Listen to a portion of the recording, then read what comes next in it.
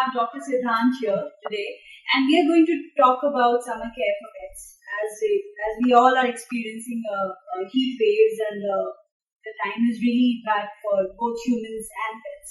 So, Dr. Siddhant, tell us, how should we care for pets during the summer season where the sun is at peak and mostly the pets are getting dehydrated?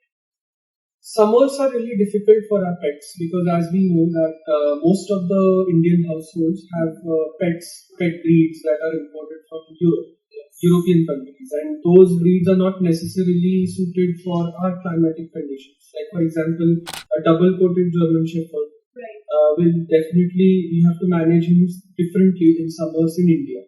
True. So we have to understand that pets are prone to getting dehydrated very easily in this season. So you have to provide plenty of ample potable water to your pets. In cases where your pets are not drinking enough water, you can add that water requirement to the food and give moist, wet food at all times. Even in cats, give more predominance to wet food over dry food, as is recommended, because the ratio 4:1 for wet to dry food in cats has to be maintained in summers.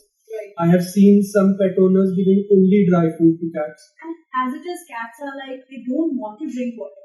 Yes. They are, I think, afraid of stagnant water. Not all cats prefer water in a bowl. Yeah. Some cats like flowing water, which is not always available in all households. Exactly. So I always say that you have to maintain the ratio 4:1 for wet to dry food in cats. Okay. In households where they are only providing dry food, they have to change this habit in summer season so that their cats don't face this issue of dehydration. Because cats generally, not even in summers, but generally also we keep getting cases where they are totally dehydrated. Yes.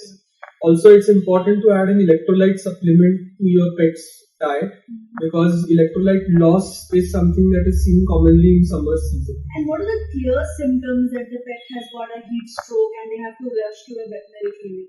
Well, in a heat stroke, you'll see that your pet is breathing very heavily, first of all. There will be panting even in cats.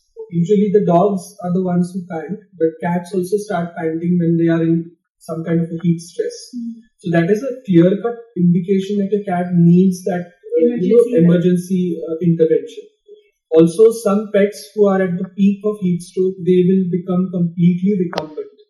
They will breathe heavily, their heart rate goes over the roof, and you'll see that their mucous membranes, that is their gums or the conjunctiva, it becomes bloodshot red. So these are some signs that you should look out for. And not everybody must be staying in and around the veterinary clinic. Yes. So from the time they have experienced this to the time they reach the clinic. Yes. So during that phase, do they need to do something like a home remedy kind of a thing? Yes.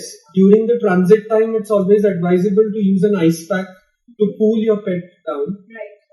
Placing an ice pack on the head and placing it on the ventral surface of the abdomen certainly helps pets who are under heat stress. With the ice pack, I suggest using a cloth dipped in ice cold water and putting it on your pet. Wrap your pet in with that cloth to make sure that the temperature goes down. It's important to know that all the pets are homeothermic animals. But they should not wait. They should not wait. They should rush, and this is just for the transit, guys. So please make a note. Yes. So it's important to make the necessary, implement the necessary measures as soon as possible when you notice these signs in your pets. And the rest is, of course, when you bring your pet to the vet, it will be quite obvious if the pet is going through a heat stroke or not, and then we can take the necessary measures at the clinic level. Right. But it is very much curable. It is treatable if it's addressed in the early stage. If it reaches the stage where your pet is recumbent with congested mucous membranes and breathing heavily, and also the heart rate is going over the roof, the chances of your pet's survival go down. It becomes somewhere around 40-60. But even then, if the necessary measures are taken, there is a possibility that your pet may come out of it. So it's very important for all of us to take extra care of the pets during summer. And especially if you have a breed that is imported, like a husky or a German Shepherd, because they need extra care. Our Indian dogs are much more sturdy and they are Yes. for this weather, so Yes. it's easier for them to sustain. And also, we should take care of our community animals, put the water bowl, not only for dogs but for birds as well. Yes. Because we are getting cases where the birds are also Birds are also. dehydrated. And one thing about birds I would like to say is that birds maintain a higher normal body temperature as compared to mammals. Mhm. So any normal condition, birds always maintain a higher temperature. Okay. So imagine having a higher temperature than mammals and being put in an environment like this where there is excess heat, where the temperature is above 40 degrees. That is the situation where the birds are going to face a lot more issues compared to mammals. So even with birds, temperature management is important in summers. Alright. So, doctor, anything else that we should do at home, like cooling mat or something that we can buy from a regular pet store? I think if possible, air conditioning at all times. That will help your pet. Right. Definitely.